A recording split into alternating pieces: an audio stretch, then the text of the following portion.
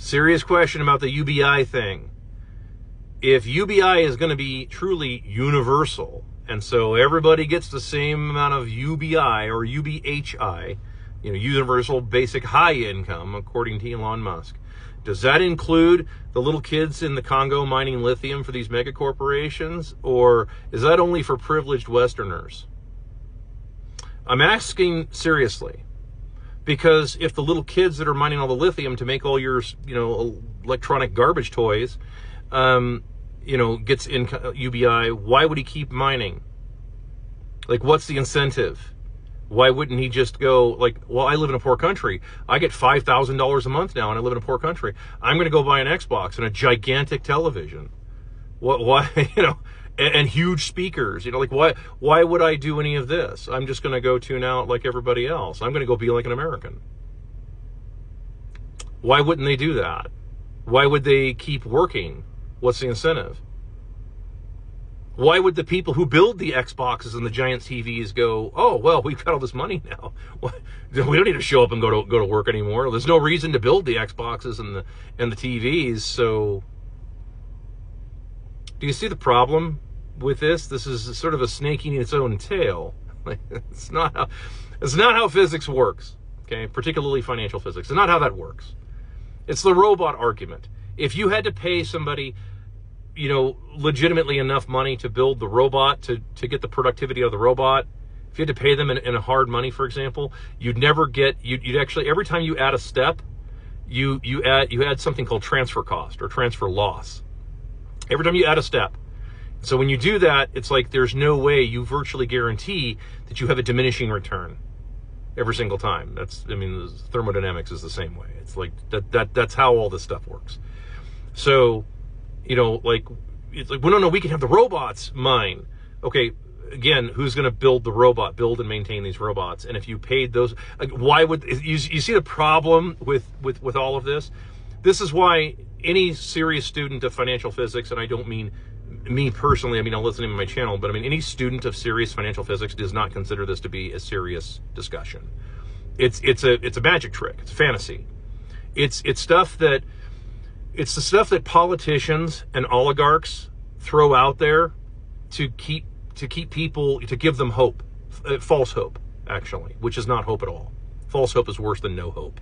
You're better off seriously talking to a straight up nihilist who says there's no hope. You are better off talking to someone like that than you are someone giving you endless amounts of false hope, and there is no way for them to make good on any of those promises. That's a harsh reality.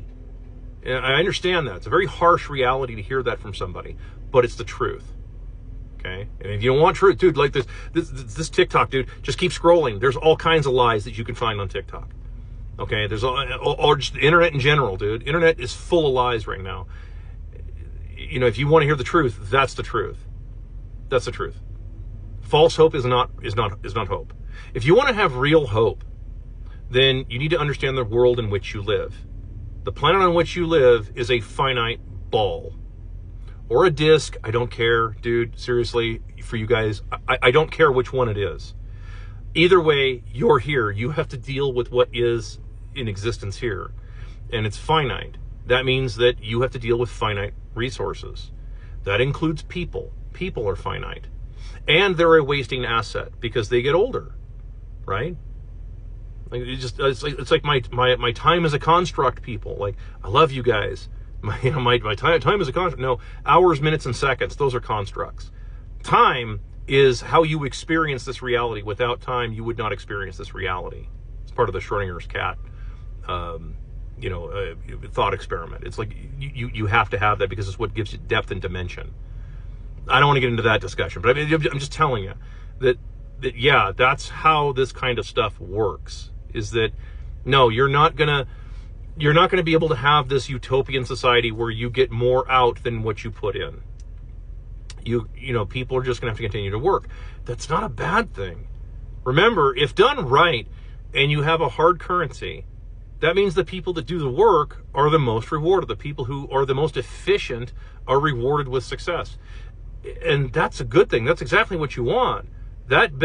that creates your hierarchy of competence, which is what you want. That's desperately what you want, because then that makes your division of labor that much easier, which means that people don't have to work very much, right? I mean, think about it like this. What if you only had to work 6 hours, 10 hours a week or something like that, you know, to have a very nice life? Like very nice, very comfortable. Because you weren't servicing a bunch of debt. You weren't feeding a bunch of middleman oligarchs. Yeah, I mean, with just endless debt and inflation and so on. Like, what if that were the case? Well, then your life would be you'd be able to spend more time doing things that you want to do. You know, you could learn to play instruments and so on. I mean, you could actually have a renaissance again. So, just stuff to think about.